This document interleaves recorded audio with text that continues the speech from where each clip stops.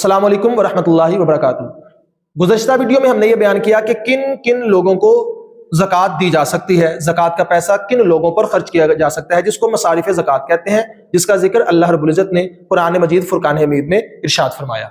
आज उन लोगों का जिक्र करना है जिनको ज़कात नहीं दी जा सकती, वो मुस्तहिक भी हो तो उनको ज़कात नहीं देंगे। उसकी वजह यह है कि वो ऐसे लोग हैं, उनकी वैसे ही मदद करना हमारे ऊपर लाजिम है। नंबर एक, जिसको ज़कात नहीं दी जा सकती। नंबर एक, फुरू को ज़कात नहीं दी जा सकती। फुरू कहते हैं बेटी, बेटा और इनसे नीचे जितनी भी इनकी औलाद है, उनमें से किसी को ज़कात का पैसा नहीं दे सकते, अगरचे वो मुस्तहिक भी हों। उसकी वजह यह है कि उनकी वैसे ही कफालत करना, वैसे ही मदद करना हम पर जरूरी होता है। नंबर दो, उसूल को भी ज़कात नहीं दी जा सकती।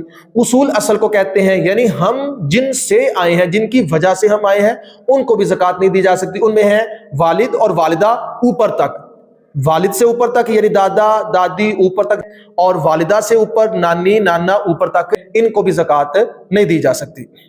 इसके अलावा मियाँ बीवी को ज़कात नहीं दे सकता और बीवी मियाँ को ज़कात नहीं दे सकती।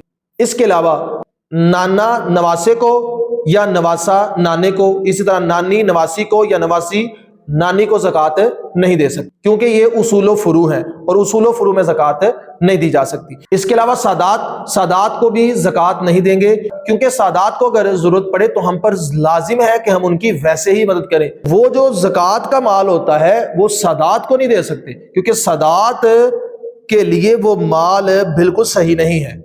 वो हकीकत में हमारे माल की मैल होती है जो निकाल कर हम बकिया माल को पाक कर लेते हैं। तो सादात चूंकि बड़ी हस्ती है, उनको हम ज़कात का माल नहीं दे सकते, वैसे हम पर जरूरी है कि हम उनकी मदद करें।